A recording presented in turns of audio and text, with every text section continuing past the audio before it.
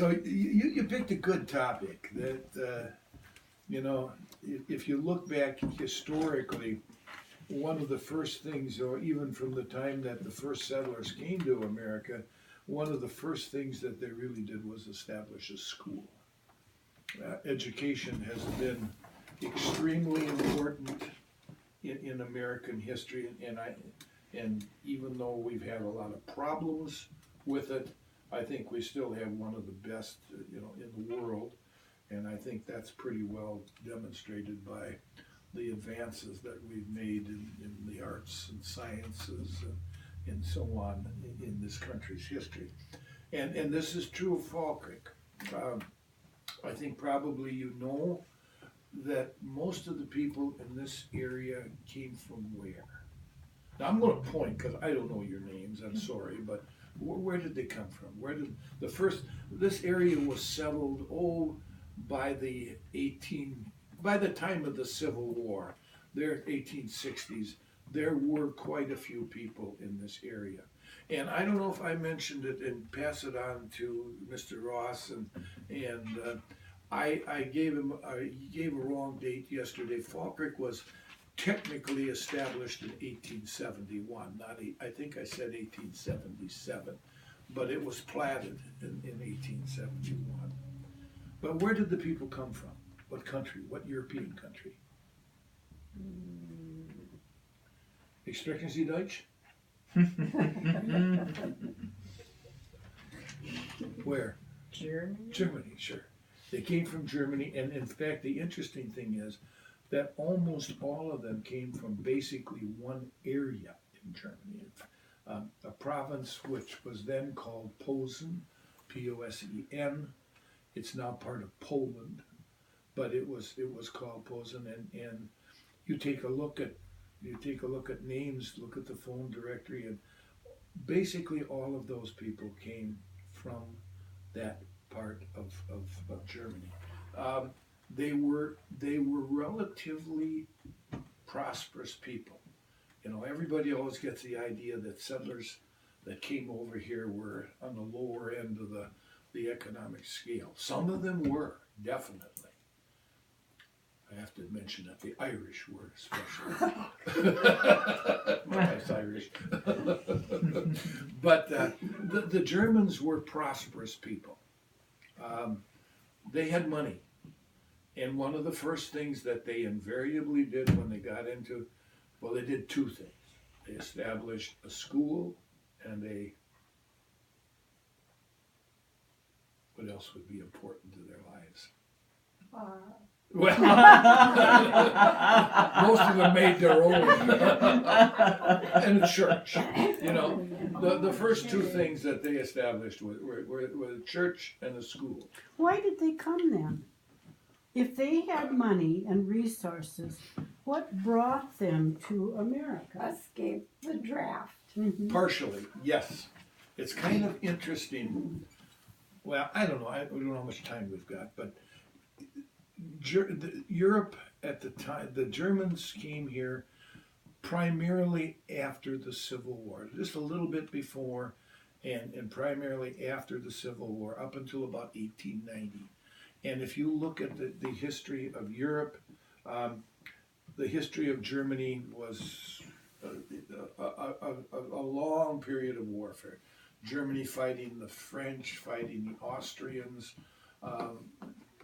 fighting the Russians even. And yes, they came to bring their kids to get out of the draft. That's the reason too. I'm sure that's the reason my great-grandfather bought two of my grandfather's brothers were draft age, and I'm sure that's the reason they came. But education was important. In fact, Wisconsin actually led the United States for a long time in new ideas in education. The kindergarten. Montessori schools? Yeah, well, Montessori is Italian. But it came out of Wisconsin. But, You're the ones that are right. that But are kinder made. is a German name for what? Word for what? Kinder? Kindergarten. Okay, well, kinder, but what does the word kinder mean? German Maybe translate. little? No, well, Yeah, little. yeah, child, children. kinder, child. So, you got a good topic. And is the garden part like garden, like a Uh, children garden? yes, Is yes. that Learning, I Learning. think, Learning place. Oh, okay. planting seeds in little Yeah, minds. yeah, yeah. So it's and- kind of an Oh, that makes a analogy. lot of sense. Yeah. Yeah. Oh, look at this, Ellie Kent. You're going home today. Your head just went. That's awesome. Filled with trivia. Tell your mom and dad. Oh, guess what? That's cool. So, Ellie, your question was, what were the first schools? Well, We've got a picture of yeah, I know, first I'm just school. trying to Yeah. place my thoughts here. The first schools were probably established in Fall Creek, in the village of Fall Creek, in the 1870s, the late right after the Civil War. That doesn't mean there weren't schools, because at one time, the churches did take over part of education. But the first public schools in Fall Creek, I would guess, in the 18... That little building was the first. yeah, that thing that looks like that was the first school. Looks like a little shed. Yeah. A wood shed or something. You know where the Lincoln Town Hall is, right over here? Mhm. It used to be, and right next to that was the jail, which is now in our museum up here in Randall Park. And then right next to that was this building. I can still remember it. And the one thing I remember most about it is that it had a wood stove in it, because I can remember the big pile of wood that was always the side of it. That's the only Oh. thing. I didn't go there, and it wasn't in use anymore when I remember it. Because it would only hold about, what, Yeah. 25 students at the very most. What did you say they did with it, Vaughn? You know?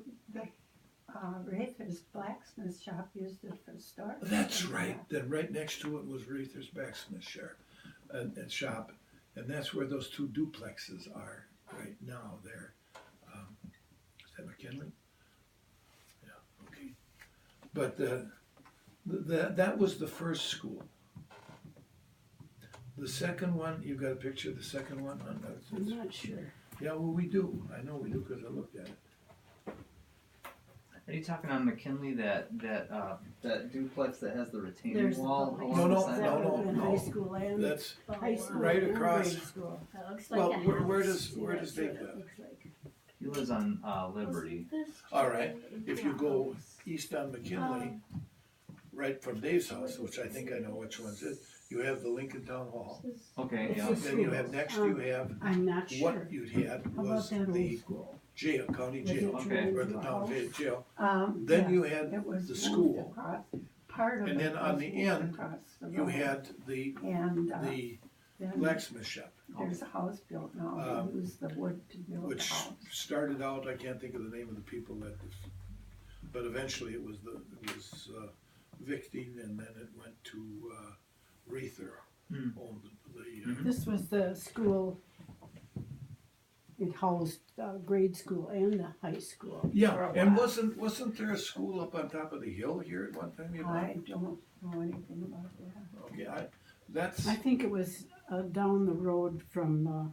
Oh, there was one Yeah, down on the the road from. road, but it kept oh, going. okay. Yeah. It was- That's the one that you're looking at, the second school is where well, you don't even remember the next school, the high school, the brick building. That was gone before you folks were born. Where did I And have there are that? houses there now. That's where I went to school, was at, Right here. that used to, the grade schools were down, the grades were downstairs, and the high school was upstairs. Just like, it probably had 8 rooms. Yeah. the Well, I can tell you exactly what the upstairs was. I remember, you had the big study hall, and in front of the study hall, you had the library. In the back of the study hall, you had the principal's office. And then if you started and went to your right, that was the science room there. The next one up was language arts or English, and the next one up was commercial. commercial. And then you had the stairway, you had that little cupboard in there where you did all your printing and stuff, and then the stairs down. Mhm. That's not bad remembering for somebody who wasn't there sick. I just celebrated my 65th class reunion. That was a lot. So the schools have been like everything else. They've gone through a period where they just get better and better, and obviously more expensive at times too. So, what do you got for who's he tonight? Weird. So ask your question, Okay. everybody. Um, What did the kids do for like sports? All right, I graduated in 1952.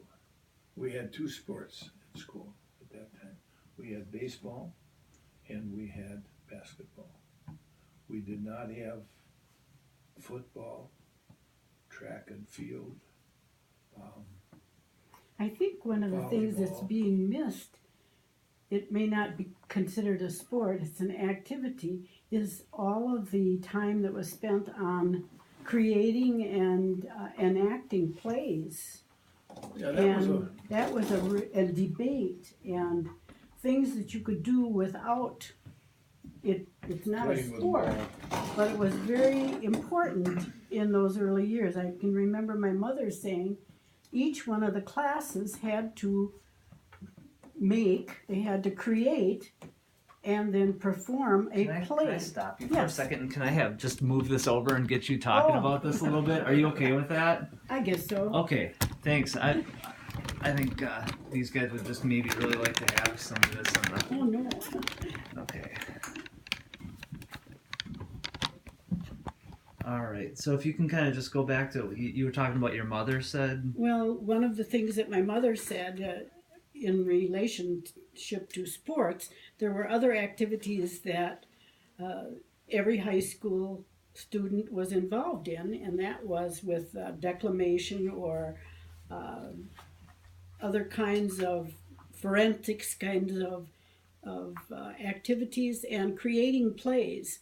Each class created a play and they wrote it themselves, and then they performed the play, and they got prizes, they got ribbons or awards for doing this. So that was a very important part of the activities that the students did. You don't do that these days. No. But going back, I think he was thinking in terms of I know what Yeah. what it was. Yeah. And like everything else, it just came. Developed. I mean, by the time, I think probably the next sport after that they added after bet was probably football, right? And you said that was in the 1960s. 1962. 1962, they added football, and then of course they added. Well, no, we don't play soccer, do we? No, We don't play soccer. but they here. had wrestling Yeah, wrestling. and that was about it. Well, then you had track and field Well, too. that came later, Yeah, yes. track and field. And So it- volleyball too. Yeah, volleyball. Yeah. Didn't start volleyball until probably, what's your name? Kate? When, Gwen Kate. yeah, probably 1972, something like that. Yeah, it's just like any other small town that, in fact, now they're going back the other way. They're actually starting to drop sports. It's expensive. Sports are an expensive part of the high school curriculum. And I'm not saying we should get rid of them, but I do think from a couple of schools that I've been in the past, that there's probably been too much more emphasis placed on sports than on other things. And on academia. Yeah, I think so, but that's just my opinion. So, did they Next answer you? question, Who's, Mason. How are country schools different from town schools? But the expert right there. well, no, I only went to We only country went school. one I only year. went 1 year, she went 8 I years. went 7 years to a country I went school only 1 year. where it was one room all grades. I'm gonna stop you again. Oh, I'm dear. sorry. This is really good stuff, and these kids, if it's okay with you, might really just want to stick a couple of short clips of what you say in their video here. So thank you. We'll make you a movie Hope you star. watch longer than this. Okay. Okay. I went to a country school for 7 years. It was one room, one teacher, 8 grades. So that teacher bounced from first grade, second grade, third grade, all the way up to the 8th grade, teaching the units. And interestingly enough, we were all sitting there, so we all absorbed what the other ones were learning right along with them. And by the time you were in the 8th grade, you were really good at it because you had heard it 7 years.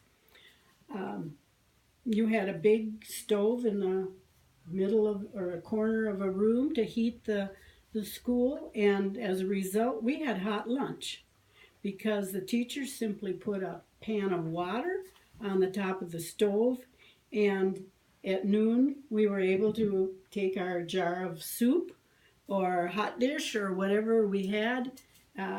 We could have it heated, and we had hot lunch just like you do these days. We had a water cooler out in the entrance, and that's where you went to get your, we didn't have a bubbler. That was for drinking, and you had your own cup that you brought to school, or you drank out of a common dipper. And we have that, I think, over in our museum too. We played activities outside in the yard, and they were like our intramural sports are these days. Everybody played, everybody was on the team, nobody was left out, and it was fun. And I never felt that the one-room school did not give me a good education.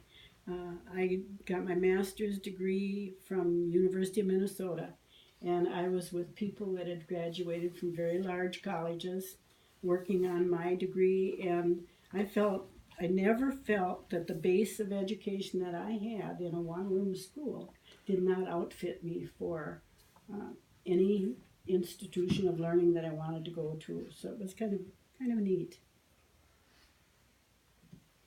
That was very quotable. I'm like, if these guys don't use that in their video, I don't know what they're doing wrong What she here. didn't tell you is she lived 2 miles from school and she had to walk I every forgot day. to tell you, I And- walked uphill both ways. That's what my grandpa says. Carrying Walked my uphill lunch in a both syrup bucket. You know, a Carol syrup bucket or a lard pail.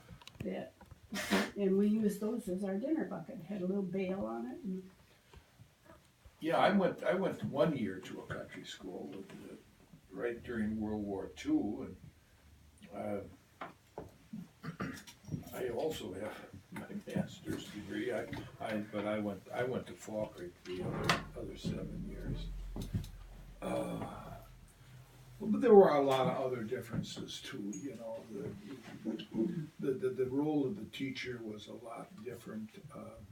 The school also became a kind of a country school, especially became kind of a social gathering place. I can remember that, at least in the country school I went to, that every year we had a Christmas program that we had a regular stage we built and everything, and it was in the evening and after the time the local farmers got done with their chores and so on, and we had a big program and punch and pie and stuff afterwards.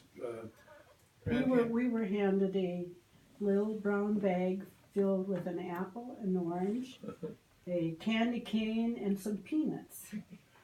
Everybody got that. Then different times, yep.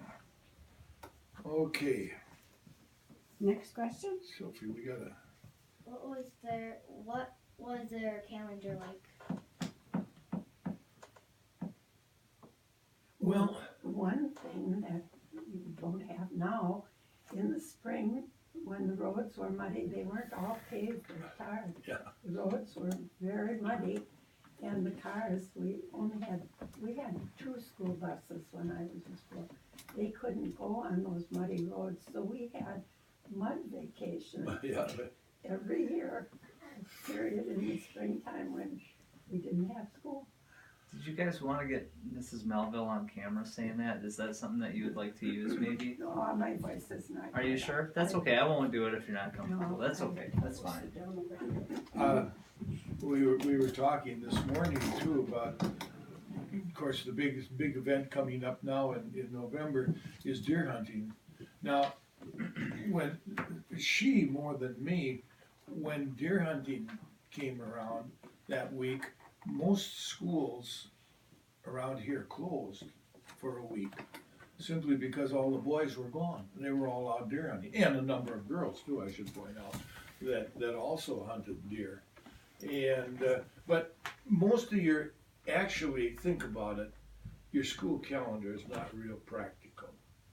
I mean, it's not practical to have 3 months off in the summertime. Now, I admit that's maybe when the janitors can make repairs and do all that. I admit that's important.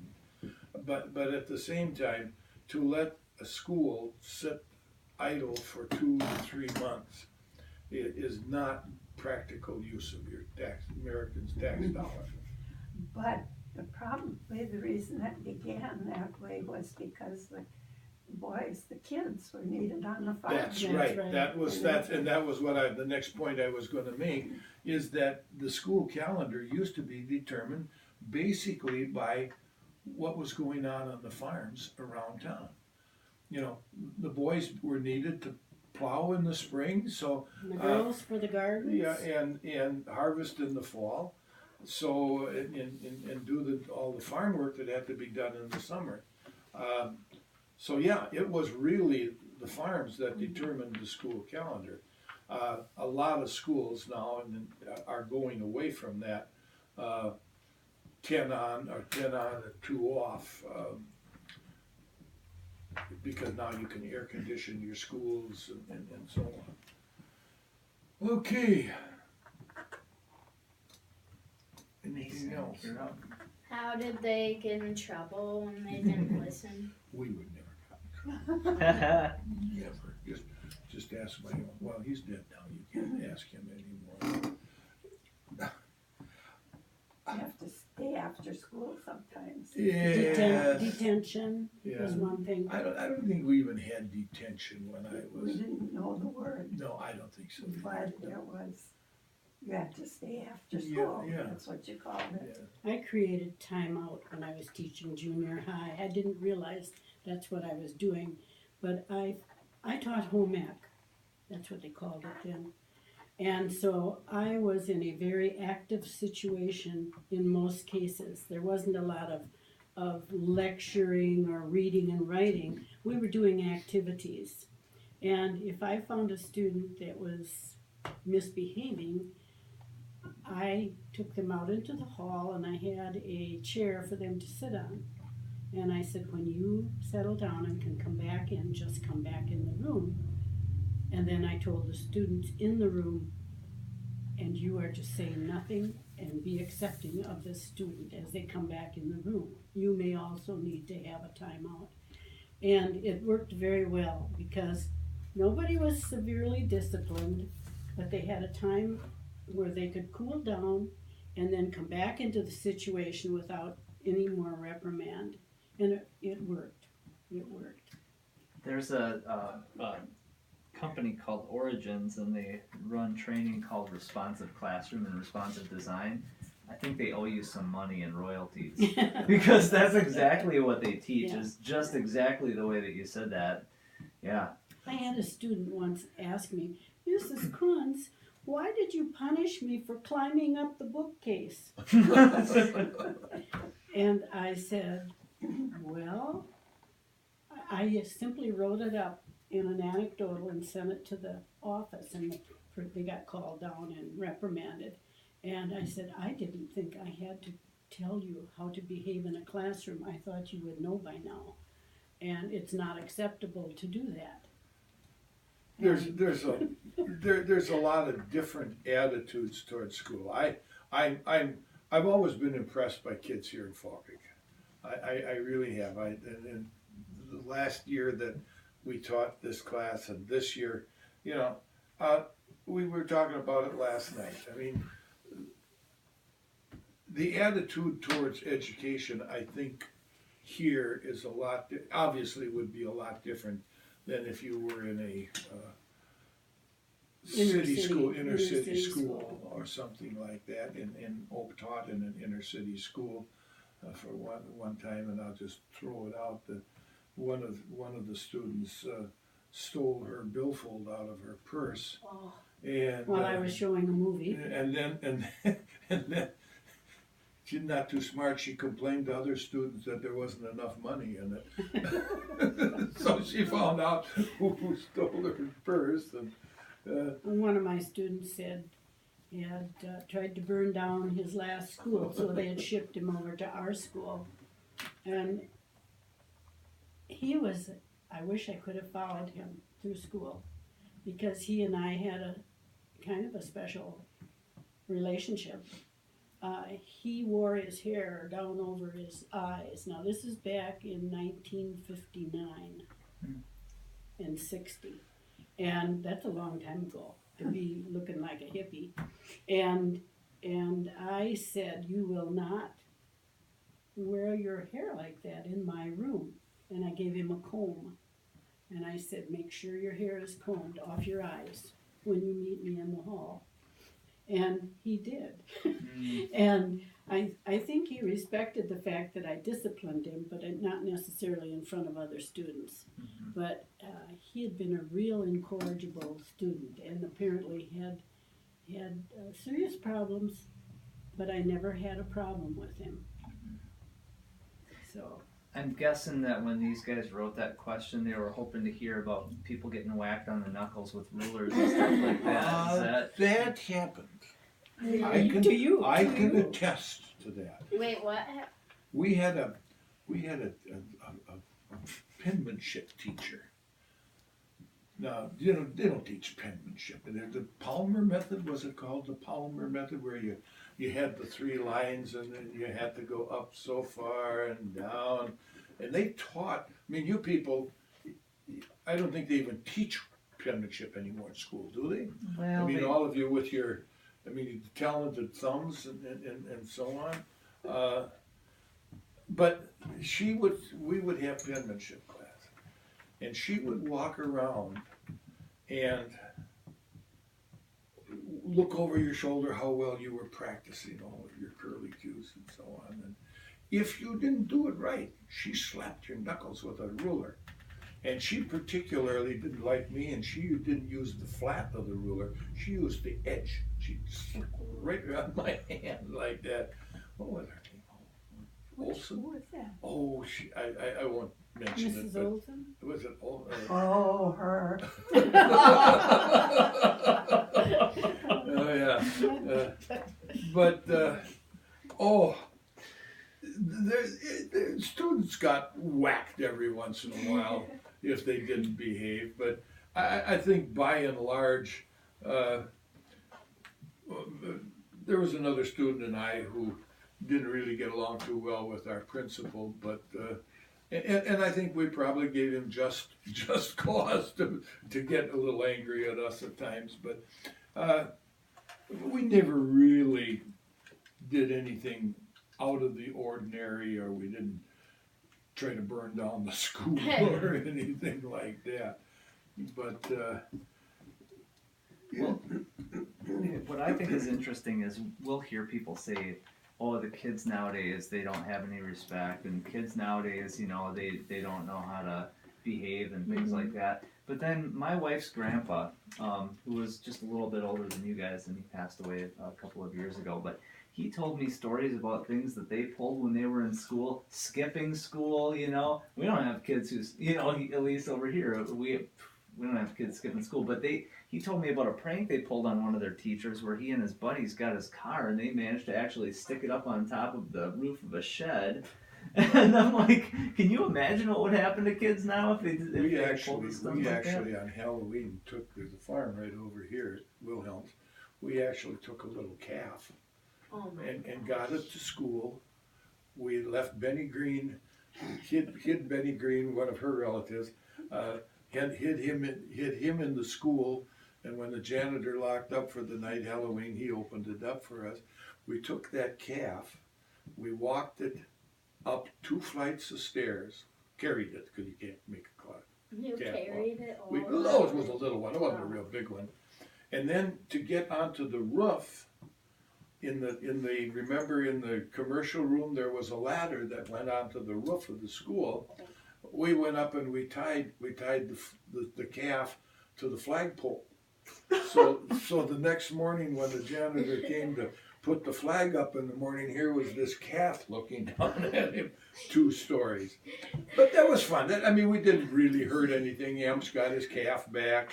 And, well, you've read stories about guys that have taken a car or a tractor apart and carried it piece by piece up on top of the school and then put it back together again up there for the people to find it.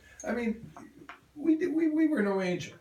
But at the same time, we didn't burn the school down or shoot anybody or anything like that. And I agree with you. I don't think kids are much different nowadays than they were when we were. They just have a little more opportunity to do things than we did. How big was the first school in town? That little, We got a picture. little picture You that saw we the showed picture of the school. The first graduating class in Fall Creek High School had 3 people in it. probably wasn't as big as 2-3 times this room. Oh, jeez. But 3 people graduated, all 3 were girls. Now that makes no difference, but that gives you an idea. When I graduated from high school in 1952, there were 24 people in my class. And what are there now, about 100 in each class? We have about 60 usually. Okay, In Fall so Creek. like everything else, of course, when I went to school here too, there were only 600 people in Fall Creek. Now there's over twice that many people living here, so that makes a difference too. And I think we're fortunate. A lot of the families who we have here work in Eau Claire, commute or work in one of the other surrounding communities, but they're here because of the school's reputation. Yeah. That's really what brings I people. will agree with you that Yeah. that when they look for schools. That's one of the better things nowadays, that a lot of people, when they decide where they want to settle down, one of the first things they do explore is the school system. How good is it? And Fall Creek has always had a pretty good So reputation you are blessed for schools. with good teachers and good resources, and you will have a good base when you go out to work or go to school or whatever you choose to do. So take advantage of it and be the best you can. Okay. Ethan, next question? Sophia. No, How big was the first country school? You got to remember, there were always, as she told you, there were 8 grades in most of them. And, well, what really determined the location of the school was the settlement pattern. How far could kids walk? How far did they have to walk to go to school? Because you didn't have school buses or anything like that. When I went to school, I was lucky. When I went to country school for 1 year, I lived probably not more than a half a mile. And that was no real problem to walk that far. Now, my friend Paulie Messerschmidt lived another 2 miles from me at least, and he had to walk to school every but it was Every set year. up so that there should have been a school in each, town. Well, each township was given right, a certain section of land for, section 17 if you want to be technical, given a section of land for schools. They could sell the land and use it to build a school someplace else, or they could build a school and sell part of it. some of them were 2 rooms, and they might have had as many as 35 or 40 students in the school with maybe 2 teachers. But most of them would have been a one room and probably had anywhere from 12, 15 to maybe 20 students. There had to have been at least, 10 country schools that sent their kids eventually to Fall Creek? There had to have been at least 10. I'm sure I could look it up, but, 10 schools just in this area, little country schools, and that meant that there were probably, I imagine 30 was the high end. Wouldn't you think? And they had a superintendent of those schools that would come out and help maintain the curriculum and the other things. And you graduated as a county. Mm-hmm. Yeah, you always went to Eau Claire to the State Theater, and they had a great big program for, Yeah, for when the you eighth just grade. like in high school graduation, you didn't wear gowns or anything, but you walked across and got your diploma and so on. How Hold on long- just a second. I'm realizing we should have scheduled this group for 2 hours because there's just so much good stuff. But I want to let everybody know that we have about 9 questions in about 9 minutes. So, Okay, all let's right. go. How long were their school hours? We started at 8 o'clock and we went till 4 o'clock when I started school. That was about the country school And there time were too. recesses then Yeah. also. Yeah, Periods we of had time where you An had, hour between Yeah. 12 o'clock and 1 o'clock. and you walked home and had lunch? You could, yeah. Well, Or, I could, yeah. yeah. There was no hot lunch No, when we went no, to you school. brought There your was no- lunch. But basically, again, you have to take the fact that the hours of daylight, farm boys had to get home. I think country schools actually got out earlier. I don't remember exactly, but country boys had to get back to help dad with the chores. Plus, you didn't want the little kids walking after dark because it got dark after 4 o'clock around here. But they were pretty much 7 hours, 6, 7 hours. I would guess would be the average. Yeah. Okay, next question. What were their rules? Someday you should have somebody.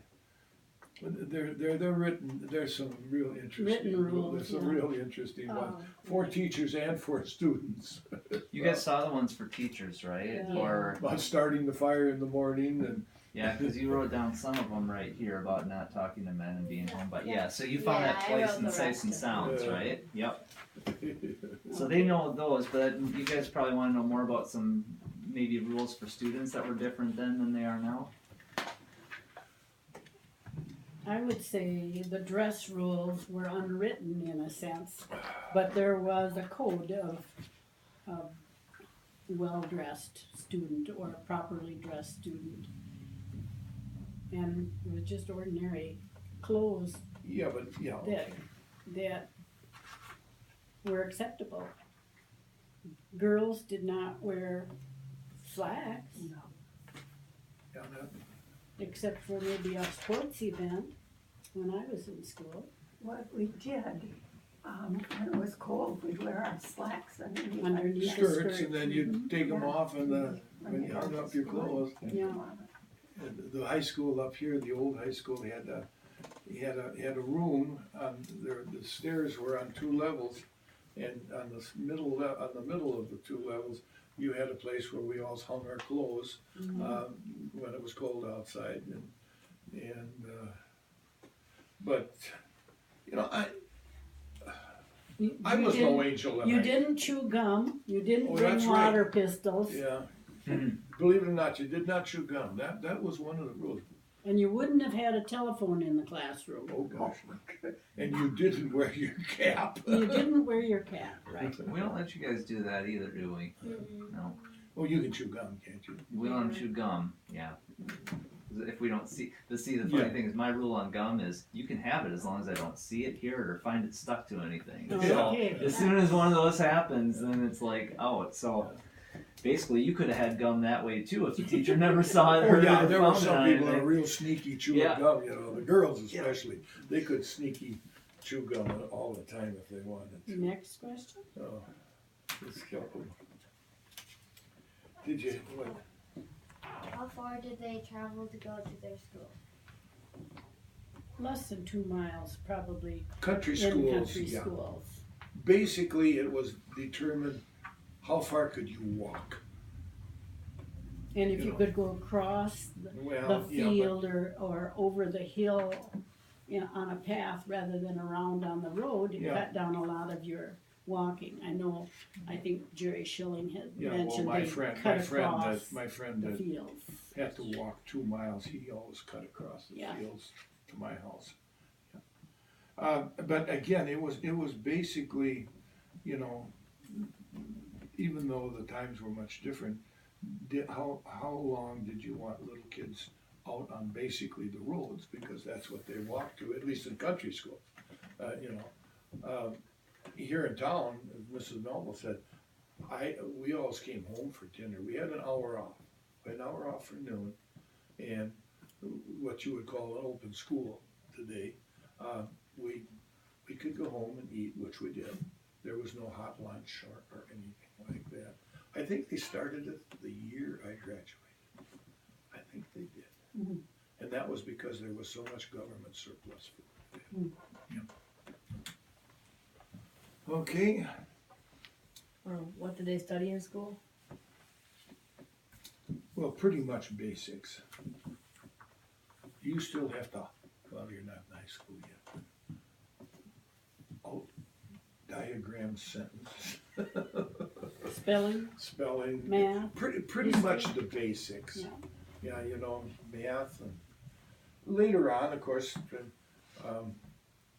schools expanded. There are high schools today that have, I don't know what Falcon offers even, to be perfectly honest with you, but there are high schools today in the state that really are pretty impressive as to what they offer for the various programs for students. But you know, we had language arts, or as we called it, English and math and science, usually biology and chemistry, and a lot of us took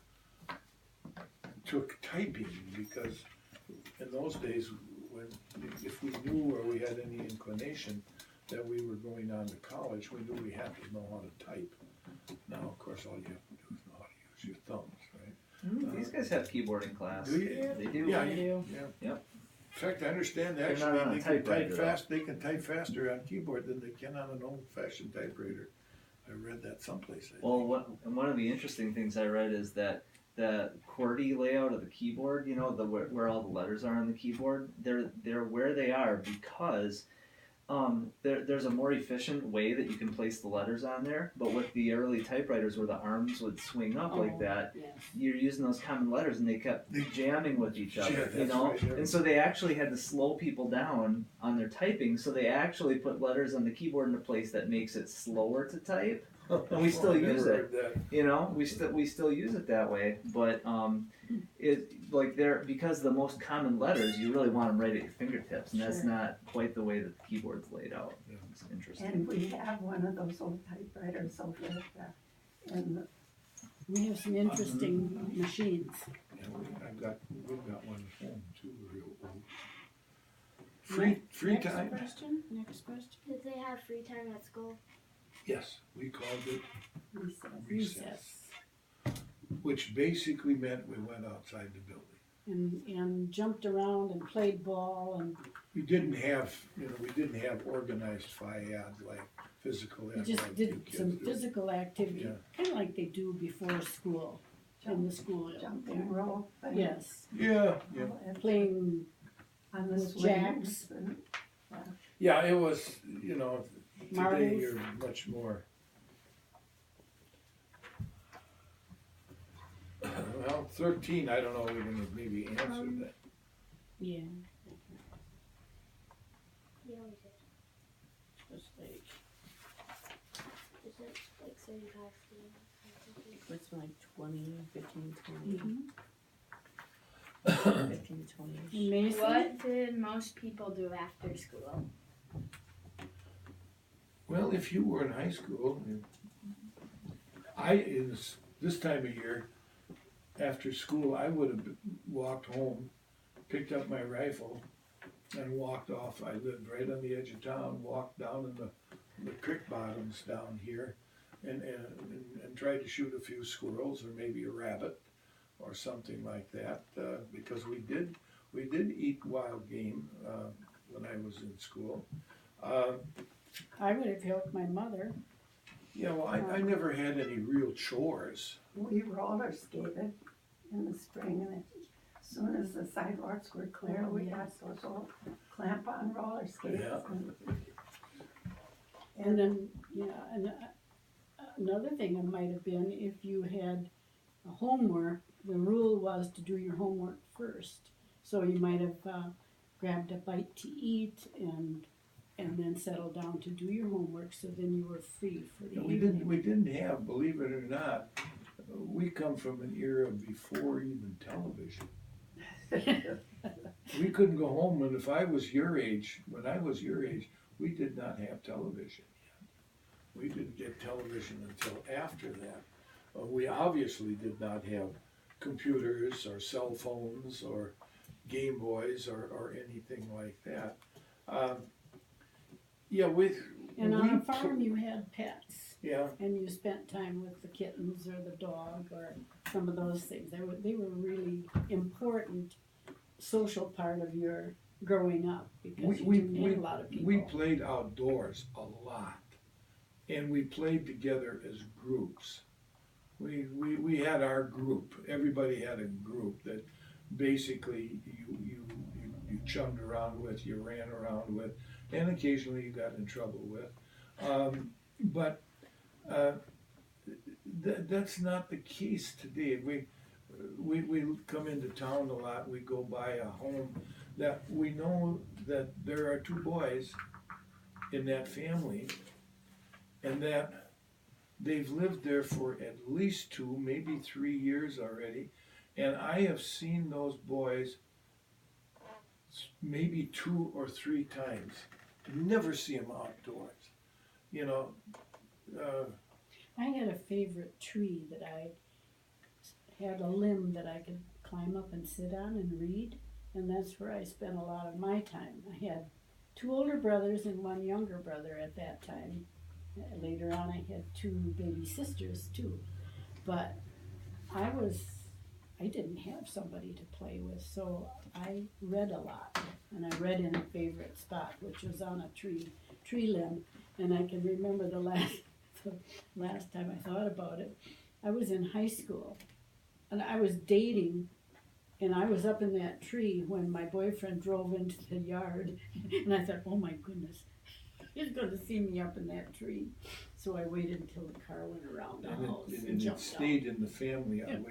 We live on the Eau Claire River now, and our youngest daughter has a favorite rock. Yeah. So she goes down in the river and sits on her favorite rock. Well, not anymore. She's When she comes home, she tries to she's go down an there. older woman now. We better. I know this question that Ellie has is one that they really wanted to hear about. Okay, though, what's so. that? What methods do they use to learn? Memorization. I think probably more so than anything else, and I know this has kind of gone down the tube, is we did a lot of memorization. I agree with Opie. Today I don't know what's the new math, because that seems like something new every other year. But when we had to learn our multiplication tables, we had to learn our addition tables and so on. When I started teaching, I felt that the students wanted to be entertained with learning. They didn't want to sit there and absorb it or memorize it or internalize it by reading it and just taking it in and building on it. And it was different. We got our base. They always say the basics. Well, we did. We had a base and we built on it.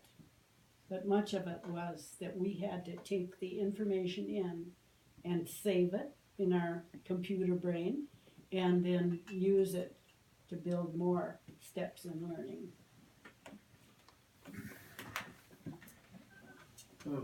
I think now you have more visuals.